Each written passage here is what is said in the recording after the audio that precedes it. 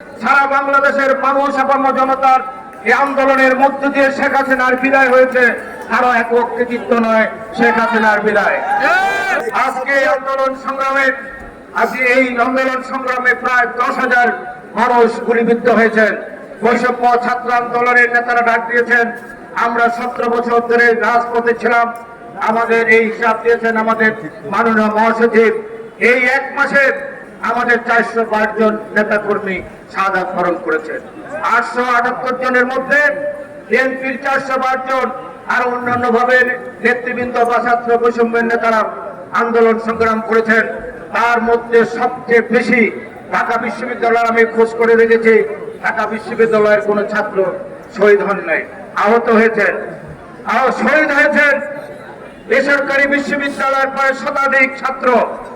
ঢাকা বেসরকারি বিশ্ববিদ্যালয়ের শতাধিক অধিক 5 তারিখ উত্তরা থেকে যে মিছিল আছে, এটা ছিল বেসরকারি বিশ্ববিদ্যালয় মাধ্যমিক শিক্ষা, উচ্চ মাধ্যমিক, মাধ্যমিক এবং বিশ্ববিদ্যালয়ের রামপুরা থেকে, যেটা ব্র্যাক ইউনিভার্সিটি থেকে ইস্ট ওয়েস্ট, আপনার নর্থ সাউথ থেকে শুরু করে আপনার কানাডিয়ান ইউনিভার্সিটি, আইডিয়াল স্কুল থেকে শুরু করে এরা মিরপুর থেকে যারা আসছেন তারা হলো বেসরকারি বিশ্ববিদ্যালয়ের সাধারণ মানুষ।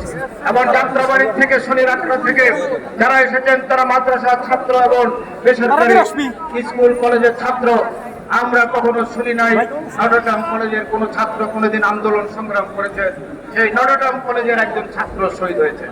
আজকে আমরা বলতে চাই, সারা বাংলাদেশের মানুষ আপামর জনতার এই আন্দোলনের মধ্য দিয়ে শেখ হাসিনার বিদায় হয়েছে। কারো একক কৃতিত্ব নয়, শেখ হাসিনার বিদায়।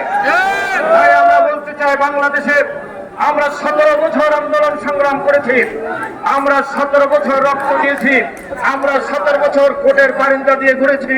প্রতিদিন মাসের 20 দিন আমরা কোর্টের বারিন্দায় যেতাম, কখনো জেলখানায়, কখনো কোর্টের বারিন্দায়। আমরা বাসায় ঘুমাতে পারতাম না।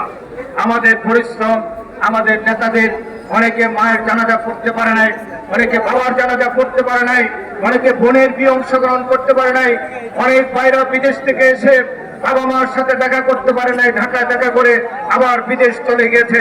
এই 17 বছর আমরা যে নির্মম নির্যাতন সহ্য করেছি, এই জন্য কি জন্য একটি গণতন্ত্র সরকার দাবি আমাদের। আমরা চাই ন্যায্যভাবে নিরপেক্ষভাবে নির্দলীয় নিরপেক্ষ সরকারের অধীনে আমার ভোট আমি দেবো, যাকে খুশি তাকে দেবো। যারাই ভোটের মাধ্যমে রাষ্ট্রীয় ক্ষমতা আসবেন তারাই রাষ্ট্র পরিচালনা করবেন, ঠিক কিনা? অন্য কেউ নয়।